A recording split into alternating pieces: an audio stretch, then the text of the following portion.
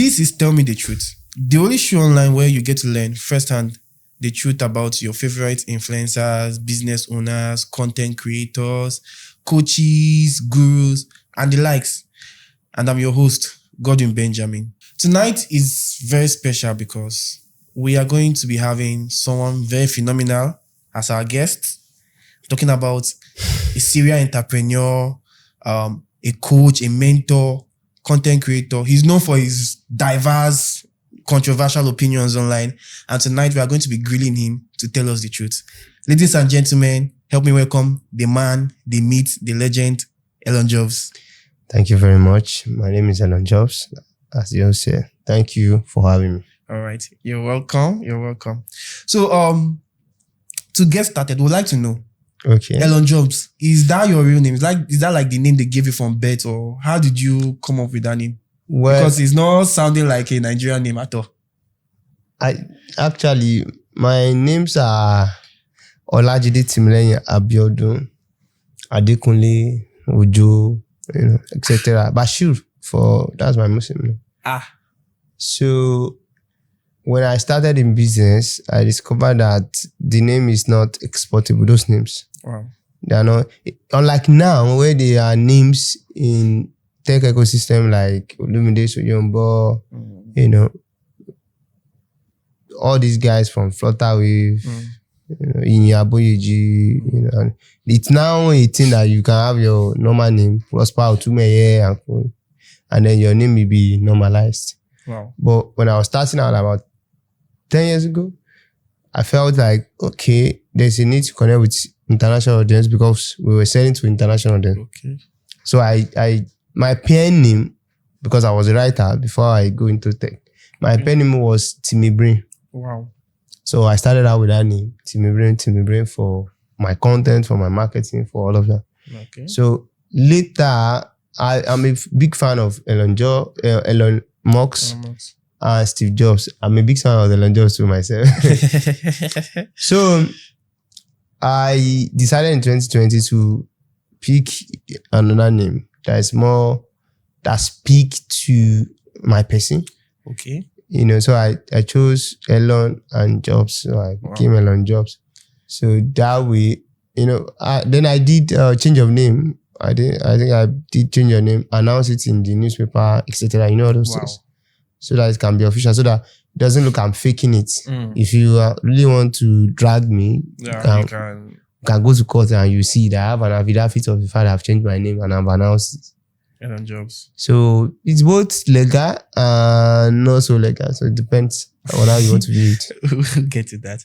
All right. So it's in the public domain that you said this severally. You dropped out of the university 400 level. Why did you do that? I mean, how did you make sense of that decision? Actually, I dropped out at second semester 400 level. And that was because I was so crystal clear. I wouldn't say I was just crystal clear. I was so afraid of what is coming. And it's because I was crystal clear of what that life can afford me. Okay. At the time, I was very close with my HOD. He's now a professor, Professor Saka Lukman. Wow. I was close to all the amazing lecturers that were at the Department of Political Science, University of Ilorin. Dr. Abdul Wahid Isaac, we call him Lanko Theory. He was a Mr. then. Wow. And, Dr. Bakari, all of them.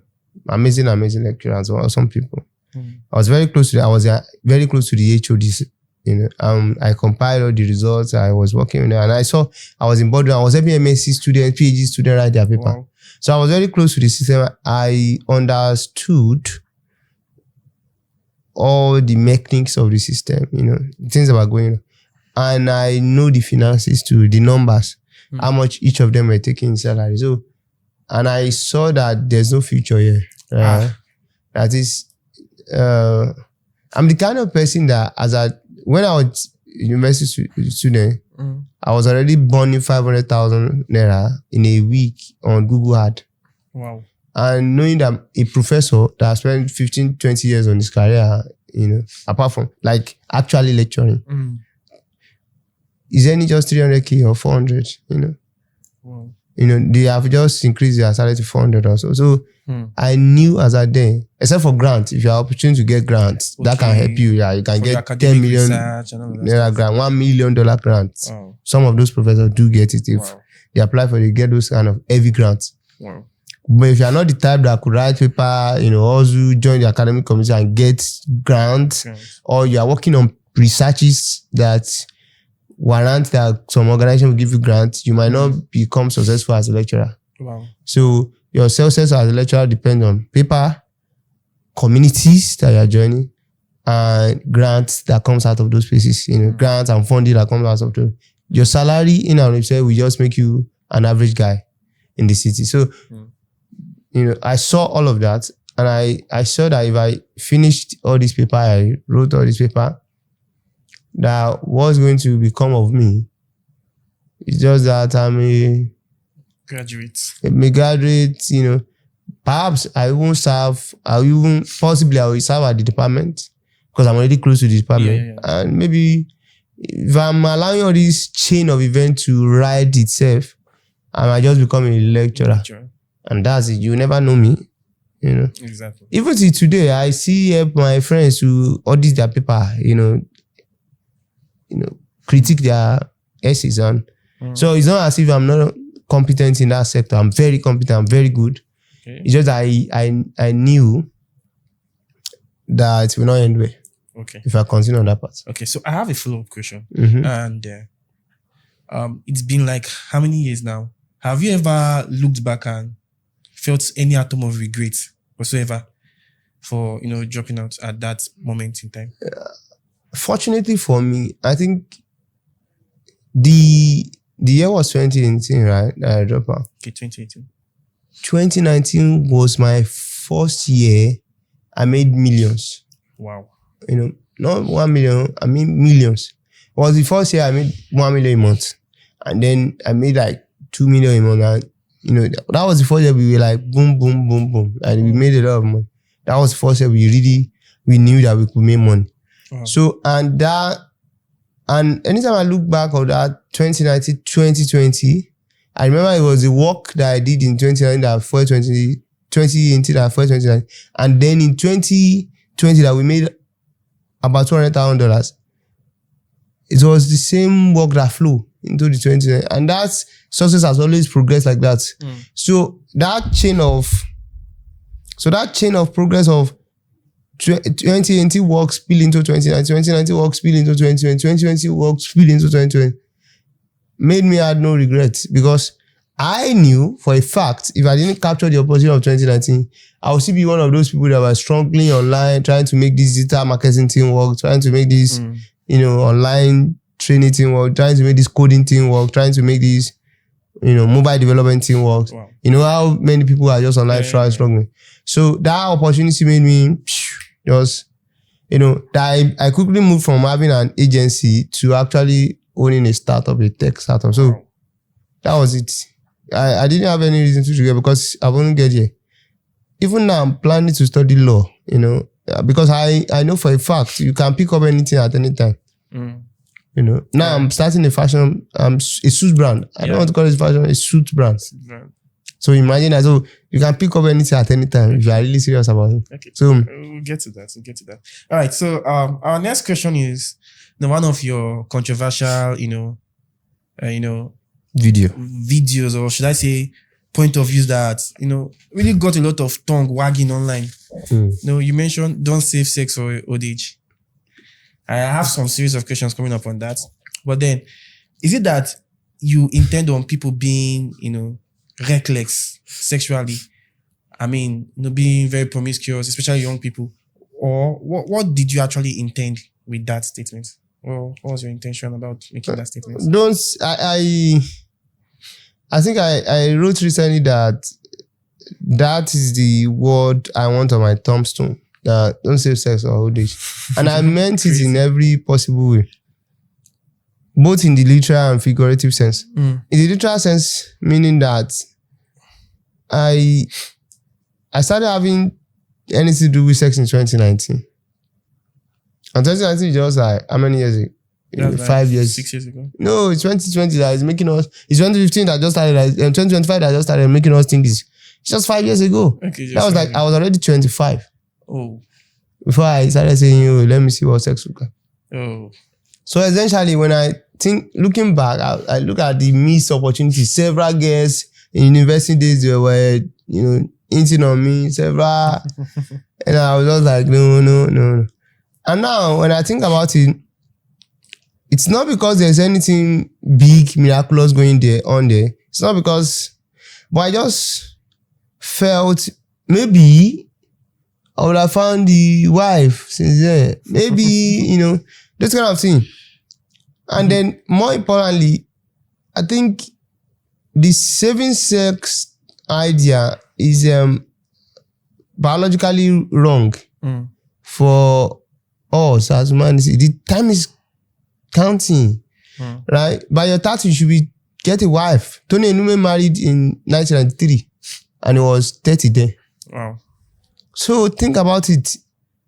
By 30, you should be married if you are serious. So why are you saving the days of your shenanigans for? And I think that is one of these that used to fuel people that rush into marriage. Their first sex experience was in marriage. Later, they start feeling like they missed out on something that they didn't have in their youthfulness. And then when they started having change in their lives, started having a few money and they have a car, they still want to go out and explore. So I think there's no need saving sex for all day. Whether you're a guy or a girl, don't save that. If you don't want to be promising, want to sleep with multiple people, get married early. Okay. That's why I believe by 24 you should be married. Okay, beautiful. I was going to get to that. Since you are such an advocate of, early marriage, at least 24, 25, 26, you should, be married. It's in the public domain that you are 30. Right? And then there are no kids running around. So what's happening? Why have you not gotten married? I have this theory. I said there are two types of people you can marry. The people that have been there or the people that will get you there. That's interesting. So let me break it down for context. The people that have been there is like you have a childhood girlfriend, you have a girl you have been together since secondary school, you have one girl that you have walked through all the service together, do this together, you have done through a lot. You built everything that you built to this point together. You shouldn't let go of that person. That person have seen you in your worst case and they are ready to be with you. It's okay, marry that person. And the second one is people that can take you there. Somebody that, has the wealth, has the probability that when they join your own, you are going to, or not necessarily wealth and money alone, has a complementary skill, right? You are in this, she's in that, and then you can complement, she has strength in her space and, can complement you, and then you guys can, build something beautiful out of that, So often, I think for me, the person that have been there, that one is gone already. Okay. If we are being realistic, there's no girl in my life that will say, oh, I was there when he was wearing one sandal and one slippers. Nothing like that, So now the pool of the woman that will get you there, it's a very complicated pool. If you just can and look, you barely can find any girl that is doing something of her own that is not already some form of social media people, slots everywhere. So that pool of competent lady that has not been there for someone else. Do you see the complexity? Competent lady, very competent, that has not been there for someone else that will now marry her or that have married. So most of the time when you finally meet a girl that is very competent, that is know what she's doing, is that she's already married, or you met the kind of girls that are all these social media, all these lucky girls, all these and then their words, it's not as if they made it for themselves. It's through Dino Melaye and all that they acquired it. So essentially, that pool of competent, know what she's doing, complementary skill is very limited. Not because they are not there, because not because they're not, but because there are no easy paths to such girls, you know. Okay. They are in one office somewhere serious with their career. They are in one. So the real problem is that finding them and meeting them. Of course, I'm on the lookout. But the real, you know, I wrote an article about it, right? Yeah. And it went viral. Crazily viral. And all the girls that messaged me, only one of them is doing masters in University of Success, and you know, and she's a student. You know, I'm not saying she's rich or anything. You know, she's doing her master's, she's working. You know, something practical. You know, because a lot of people think I always joke about this. You must be able to buy F-150. That's just a joke. So the rest are like this single mother. This one, what? You don't have a job. Your younger sister is sending you data. You know, and all of them are just messaging me up and I was like, how do we go about this? It's a bit social media that I have access to all these tons of girls. Like, so I think and another thing is that some of them are waiting for somebody to pick them up in their office. They can't reach out. The ones that are qualified, even if they see that those comments, they won't reach out like that. Even the one that I said she went to university, so she just commented on the post, and I'm the one that tried to reach out and know about her.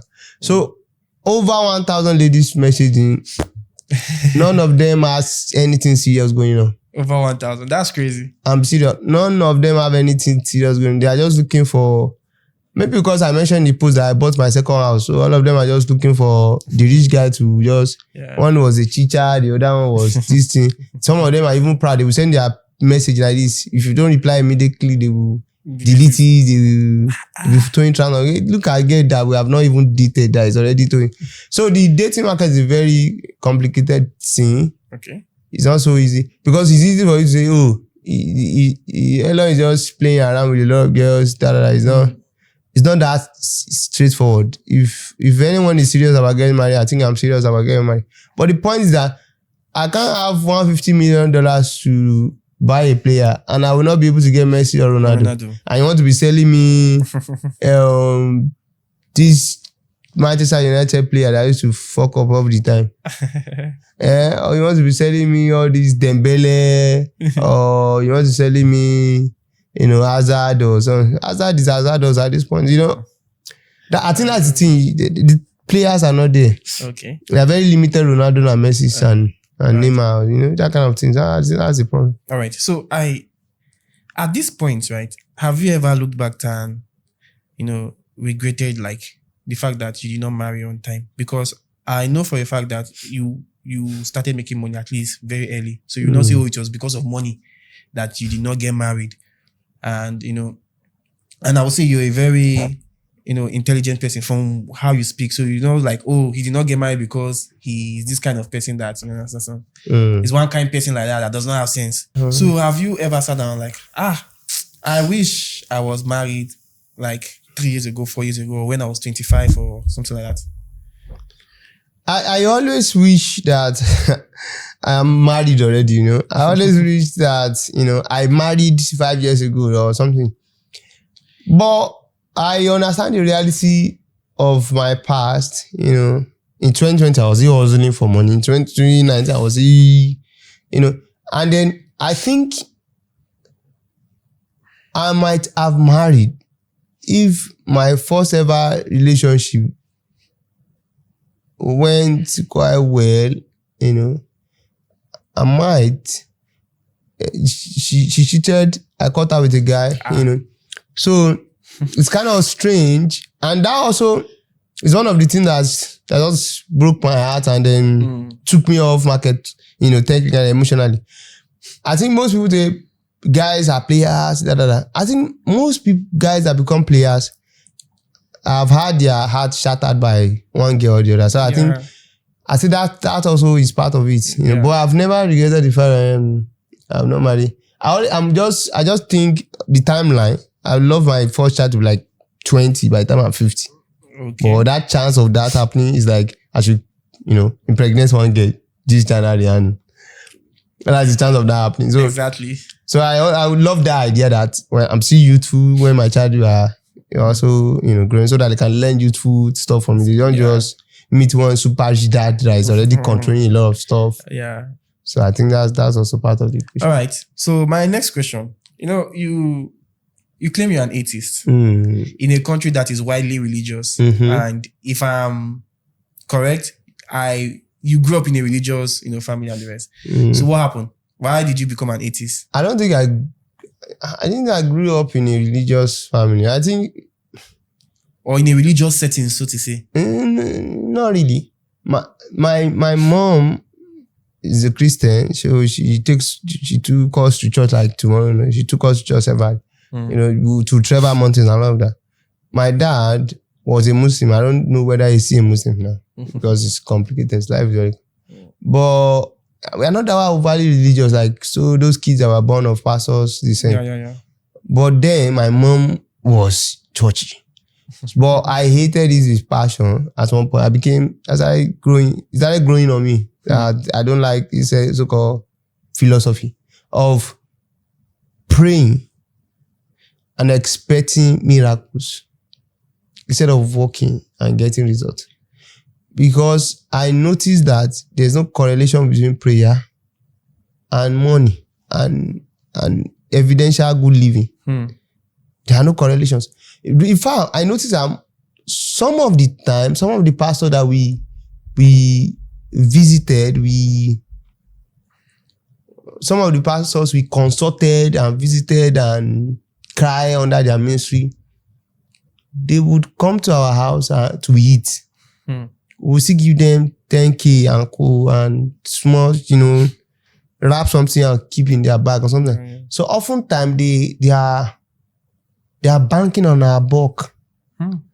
So I do not see the correlation with the activities you are doing with this hello, and all of that. I do not see any correlation between those hello moments and actual results, in terms of well-being. Because at the end of the day, that's what we mostly prayed for during those times. We prayed for financial prosperity, this thing. But there were no correlation between those two. So I started digging my foot into, what's going on here? Who compiled the Bible? Is the Bible really true? And I think that came from the fact that when I start looking at many subject matter, I discovered that false information exists. People will just, I think the first thing that disappointed me was this Nigeria versus India, 99-0. When I discovered that it was a lie, there's no record of any match between Nigeria and India where they were 99, there was 99-1 or something, or Paraji died on the field because of, there's nothing like that. So I started looking into all that. Anytime I see an information, I try to look into it. Right? Was this information true? Check, validate, Okay. And that's where I started having concern with, the Bible was actually compiled. There was a meeting at Rome. There's this Alexandria of, Alexandria, blah, blah, blah, that compiled. There's this Pope and this Constantine. All of them sat down to codify, edify, and modify the Bible. So that was how I got into the more complex argument about all of this. To the point that I started convincing a lot of people to become atheists, even when I was in other level. I would enter into the bus and I start discussing Bible and the things that are wrong with Bible, the things that are wrong with Quran. Muslims don't want to hear my voice that time. So that was it. I was going to ask, we live in a religious setting, so has being an atheist cost you anything that you should regret, or that made you had a second thought of, atheism at best?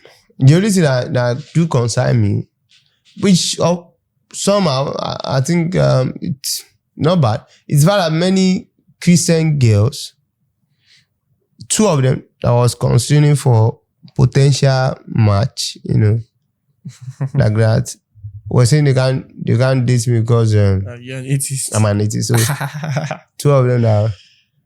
Because, and another thing that already I'm trying to see whether we can work. It's not as if I'm super excited about it. But, they were kind of average competent girls.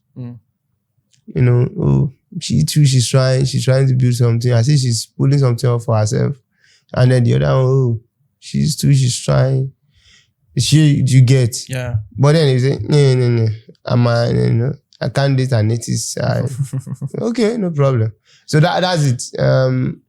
When somebody is saying, "Oh, you're a great guy, I love you," but we can't work out. I can't date an atheist. No, it's not that they can't work out. It's just like, I can't marry an atheist. That's all. Any other thing, and it's not. What about business wise? People prefer to work with an atheist most of the time. Because I see that people are very practical when it comes to business. They be like, results, who cares? Okay. I rarely see anyone that say, "Oh, because I'm very competent in anything that I do." So people don't say, "Because I'm an atheist, you can't do marketing with me." You don't get results. You get results before. Why do you think you need me? Now you got a result. I can't buy suit from you because you're an atheist. Yeah. I beg. You know what they do? We can only buy suits from, from tongue speaking, brother. Now why your suits stay tangled like this? You know why your suit no get, why your suit look like my producer suit? So that's okay. So we are almost wrapping up. You've mentioned this that you spent 28 days in police custody. In 2022. In 2022. So I want you to walk us through that event. What happened? How did you get there? And So this tell me the truth, right? Yeah. So actually we help a client to did an exchange. Okay. So what happened is that we transact with international customer quite a lot. So we get a lot of dollars. So the client said they want to pay school fees. So we said, okay, we can help you with the dollar thing. So we were planning to send over, is it Wave that the app is called or something like that? But the customer said no, they would like Zelle. That Zelle is fastest. I said, I don't know anything about Zelle. Okay, okay, but let's see whether we can help you. That they said they were going to send naira to us and we are going to send the dollars. Okay. Like $11,000 or so. Wow. So we said, okay, whoever you source the dollar, we send it to you. So the client look at the naira. The client send us the naira. We send the Zelle dollar by sourcing it from different people. Okay. So we don't know understanding how the ecosystem works. We don't know that many of the people that help us provide the Zelle got it through fraudulent means. Wow. But not even many, just one of the people. No, the thing is that generally most people source their seller get Zelle transaction through fraudulent means. Okay. But in this particular transaction, we even know one person that sent majority part of the transaction. Wow. So, but the actual there's $175 part of it that was gotten through fraudulent means. That one of the boys that sent it to us actually scammed some money. So that was what triggered they came to arrest us. The person was, because somebody was calling the person that we helped send the money to. So that one took it as if maybe all the money we got for them was fraudulent. So we just arrest us. Later we source it, we clear out all the transactions that were clean. At the end of the day, it's only that $75 that was off due. So later we were released. We went to court. That was the first time I was in front of a magistrate. Wow. That was saying not guilty, blah blah blah blah, etc. I think that's what rekindled my interest in law. That I've always wanted to study law. Why don't I try to do that? So that was what happened. It's nothing to on a normal day. Some people should just resolve. We say, we should just refund the $75 for the one that's fraudulent.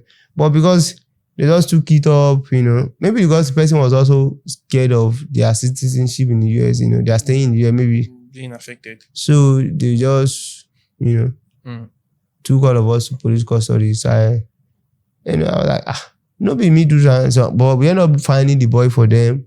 The boy, the trial ended up being long. That boy also saw it for somebody else. It was a very convenient. At the end of the day, that's why I want to believe why we stayed so long in the position when they were looking for all those other guys. So later we learned that criminal justice cannot be arranged by proxy. It cannot be done by proxy. So that you cannot be in US and be locking somebody in police custody in Nigeria. So and this one thing I would like to leave with people. The illusion that, police cannot lock me in police custody more than 24 hours. They deceive yourself. They cannot lock me in police custody more than 72 hours. There's what they call, there's there's a particular form of request that the police will go to court to take. You know, I want to remember what they used to call that. They will go and get it to remand you in police custody. Wow. Yeah, it's a warrant, it's a particular type of warrant. I hope the editor will find it and put it on the screen. Wow. They will find they will go and request for 30 days. If you see police driving you to that police to court for no reason, it's not wondering what's going on. Better get those 10 lawyers so that they can fight for you and say no, they should release you on bail, or they should reduce the days to 7 days. That 30 days to do their investigation is too much. It's too much. Those people they don't care. They are ready to lock you up for 30 days, for no reason. So but they got the warrant on us, and they were able to keep us in custody for so long. And many people there too, they were facing the same thing. They were kept in custody for so long for no reason and no progress.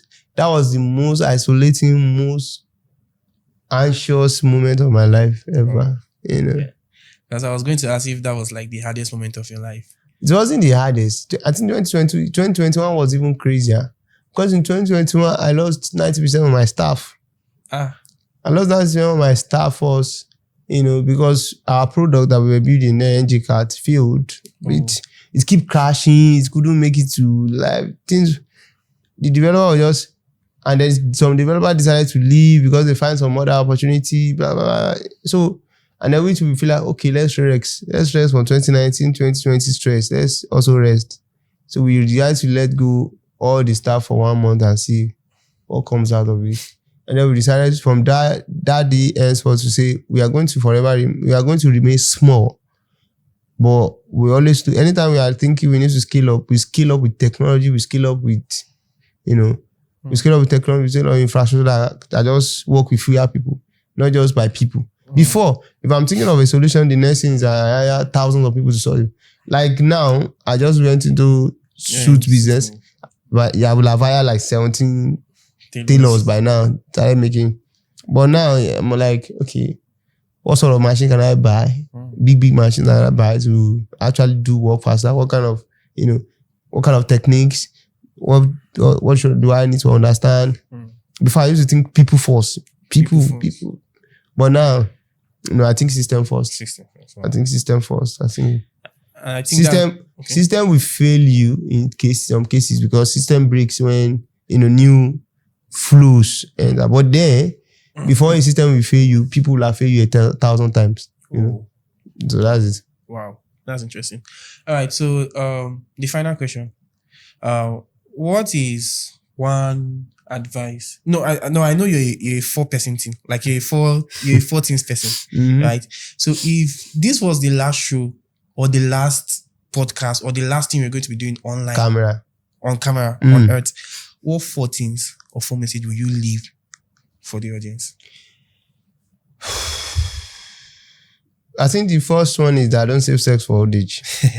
And now, in the figurative sense, that is, if you mean to do anything, do it now. Like, you want to toast that girl, toast her now. Because in the next 3 months, one guy will spend money on her, you will not be able to even touch her slippers.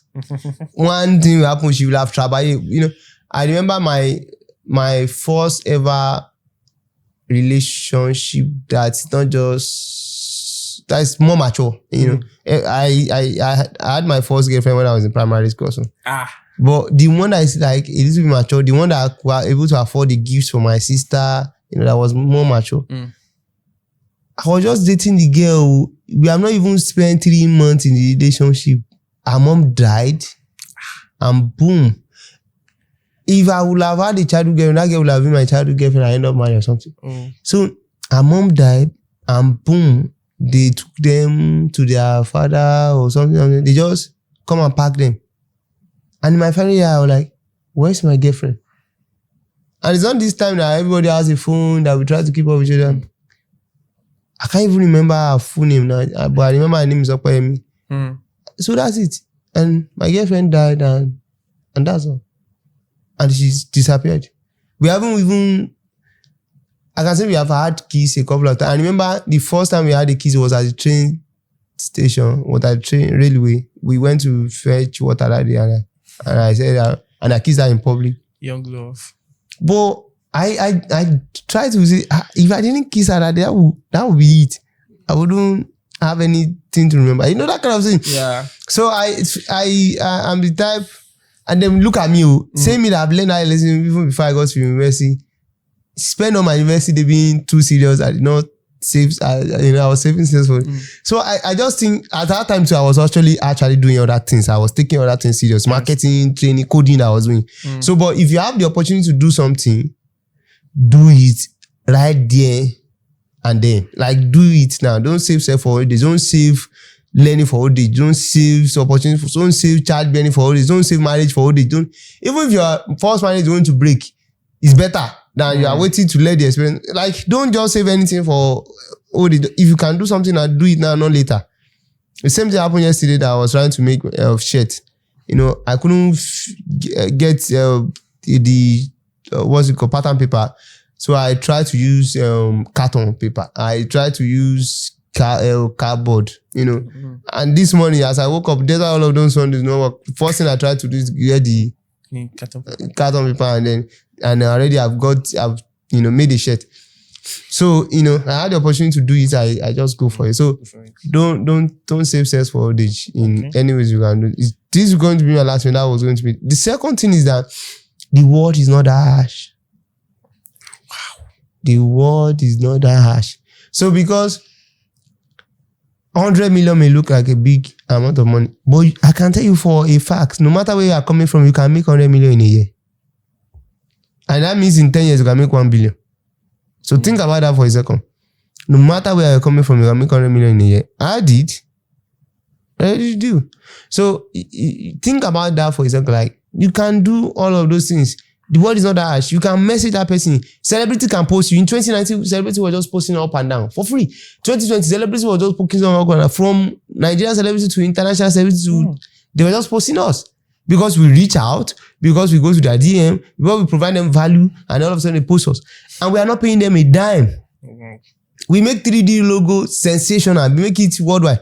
Many people, many digital marketing agents have rise, make 360, Digital Connect, Value Tricks. Many digital agents have risen from our old business.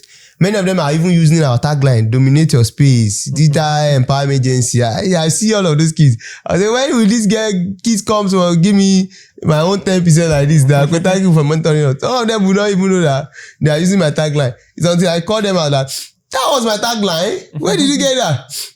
So, that kind of thing. So, the world is not that harsh. If you want to try something, try it. It might work out. Reach out to people, go to somebody DM, run the ad, run the campaign, go in front of the camera and talk the rubbish. If somebody told me I was going to make 90,000 followers in a year, I would doubt it. And I made that in 2023. 2023, 2024, I grew 90,000 followers on Facebook. Wow. So that's it. And I've mentored one guy, Clearwater Solutions, already on 100,000 or 120 now on Facebook, and the same thing on TikTok. He's already at 70,000 followers. He has even more followers than me. So that's the world is not that harsh. Don't let anything hold you back, right? It's not that harsh. Somebody who's going to marry you, that's why all your bad habits. The world is not that harsh. That's just the truth about the world. So, but go for it. Go for it. Toast that guy. Toast that gay. If I a gay that you want to marry, toast that guy. I'm serious. Go to him. Like, why is making you not marry me? The world is not that harsh. Ask your boyfriend, why is he holding back from marrying you? Maybe you guys can talk it through. And I think the third thing is that one is too small a number to attain greatness. It's the law of greatness, the number one law of greatness. One is too small a number to attain. I'm right here sitting in front of this camera for the last 30, 40 minutes or so, and I'm talking to you. And I'm sure someone somewhere, I don't even know to say someone somewhere. I just need to say, I'm sure Josh, I'm sure Dan Smith, I'm sure John as well, they are making something happen, whether it's in sales, in production, in marketing, they are making all these other things that need to happen simultaneously happen. Be Tracy probably coding, and that's it. So one is too small in order to attain greatness, because the thing that used to converge and the things that used to converge and we call them greatness, and we see it and say, wow, often they involve a lot of, simultaneous event that's working together. You know, if you look at the sewing machine, there's a lot that is happening at the same time. There's stitching that's happening down and the stitching that's happening from up. So it's two different, and then multiple things are happening. The machine is moving, the engine is moving, the motor is moving. You know, there's a thread that is trying to pull the thread. There's all of that is happening at the same time that you are stitching, you know. And then there's the tailor that's actually, so one is too small in number to identify. There's always a multitude of things that comes together that becomes greater. So find your team, find your mates, find your colleagues, find the people that want to work with you, find the people that you can attain those results together. And then the last thing is that the hard thing about the hard thing is that there are no easy answers. Wow. The hard thing about the hard thing is that there are no easy answers. I learned that from Ben Orozo. It's the title of his book. And by that, it means that you are going to go through a lot of hits and valley. I think that's the title of one TV series that I used to watch when I was young. Hits and valleys. Ooh. So, and because there are no easy answers, it's better you have mentors, coaches, partner peers, everything around you. It's better you are part of a community. It's better you are part of, you know, an environment where it is happening and you can learn faster from that. Wow. You know, there are no easy answers. The answer, they are just toughness is going to happen. You know, and that also includes that if you think somebody is moving fast, they are going to face their own. No? I told you 2021 I was depressed because I lost my stuff. 2022 I was in police custody. You know, 2023 was, you know, a bit calm. I think 2024 was a good one. But every year always, you know, I even broke my hand in 2022 also. Every year always have his own trouble, you know. So there are no easy answers to navigate life. So find people that can even give you a little bit of shortcut, tips there. And don't think your situation is the hardest in the world. Everybody is finding it hard. They are just not publicizing it. I hate the people that used to come to your status and beg money. I used to think, I've not eaten for 2 days. Where's my baby? It's 2 years now. I've not eaten Hollandia you got. No, there are no easy answers. Everybody is struggling. And then I hate ladies that think once they have a boyfriend, it should be the Alpha and Omega and the El Shaddai and they're all providing spirit in their life. There are no easy answer for anybody, including that your boyfriend that you think is earning a lot. Exactly. You know, including that your first child, your second child, your third born, your successful kid, that you think he has made this in life, you as a parent, you know, because I'm sure that some elderly people will be watching this content. Yes. I know some old people are following me. You know, that your kid has not figured it out yet. He may have money, he may buy a car, he may even buy a house, he may buy whatever. He has not figured all of life out. Even you, have you? And then you are putting pressure on him as if he's sending you money every second, every minute. So there are no easy answers, not for anybody. Even when you are seeing your mentors, your coaches, and all of that, and you are trying to ask them, how do I go about and do this? Remember, there are no easy answers. The hard thing about the hard thing is what? There are no easy answers. So pick the lessons you can find, pick the insights you can find in this video, in this interview, but there are no easy answers. You can't use my life to judge your life or to... It's my work in 2019, 2020. Now, ordinary Victoria is doing content. She doesn't even have follow-up to myself. She wants to collect money from me to make content for me. That time, I don't have any follow-up. People are posting me. People are posting my brand. People are posting my product for free. Now, Victoria that doesn't even have follow-up to my follower on Instagram, for instance. If I don't think she has to follow her, reach me on TikTok. Really? She's asking me for money. She tell me, you know, rate card. You're supposed to do this work for free now. Am I not boss? So it's like that. It's the thing that the game have changed like that. So if I'm giving you the formula, message me so that I can post you. Now the game has changed. I want you to even pay before they post you or make any content about it. Even yourself, you go. So that's it. Even a friend of mine, creative star, was charging me dollars. In dollars. So I was like, Shippy, you are saying in the UK, where do you miss dollar? Where did you miss dollar come in? So there are no easy answers. Everything is constantly changing. Everything is dynamic. Even the successful rich guy has not figured it all out here. So there are just no easy answers. I think if this will be my last one, everybody should know that I'm not claiming that I have all the answers. Even when I talk about marriage, this scam, all of that, I know that there are no easy answers. So if we don't marry, because economically it's all on me, what should we not do? We should stay single forever, you know. We shouldn't have the next generation. We shouldn't raise the next generation. We does that mean you run away from us and leave you all together? Of course, there are no easy answers. I get it. So there are no easy answers. I think that we are ending notes. Wow.